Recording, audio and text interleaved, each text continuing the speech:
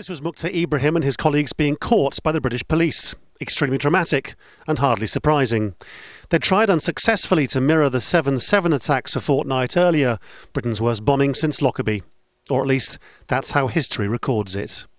But nearly 8 years later, it's certainly not what Mukhtar Ibrahim thinks. In a letter to Al Jazeera, he maintains his innocence, claiming this was simply a sophisticated protest against the UK's involvement in Iraq and Afghanistan. The devices were never designed to detonate. At the heart of this was the flour and hydrogen peroxide mix in the rucksacks carried by the would-be bombers. At the trial, the jury was shown a reenactment by explosive experts of what they thought such a device was capable of. But that test happened 4 weeks after 21/7. When Ibrahim and his gang tried it, all they got was a mess on the floor.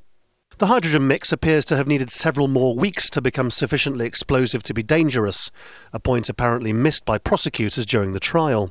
Hans Michels from Imperial College London gave evidence in which he claimed that the bomb test was misleading. Given the evidence of my analysis of the aging and the rising concentration of hydrogen peroxide in hydrogen peroxide flour mixtures, that was a point that they should have addressed. This document shows how the then leading scientist at the government's forensics explosives laboratory, Sean Doyle, also had concerns about the way the bomb remnants were analysed. Mr. Doyle warned the police that the interpretation of the results may not be reliable. But his views were never shared with the defence in the case. Mukhtar Ibrahim believes that that was deliberate. The true outcome of the analysis, i.e. the non-viability of the devices, will be consistent with my defence argument that these devices were never designed to detonate.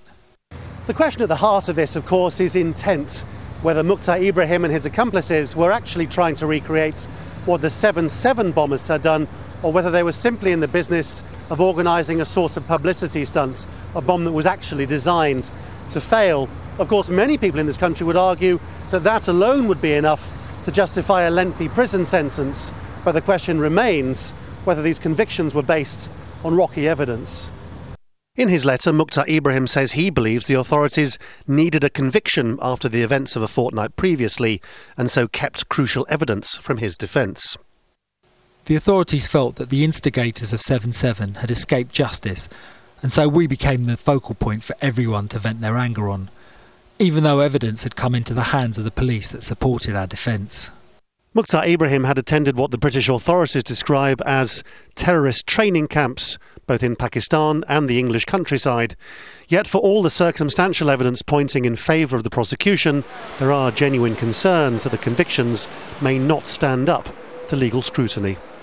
Laurence, Al Jazeera, London.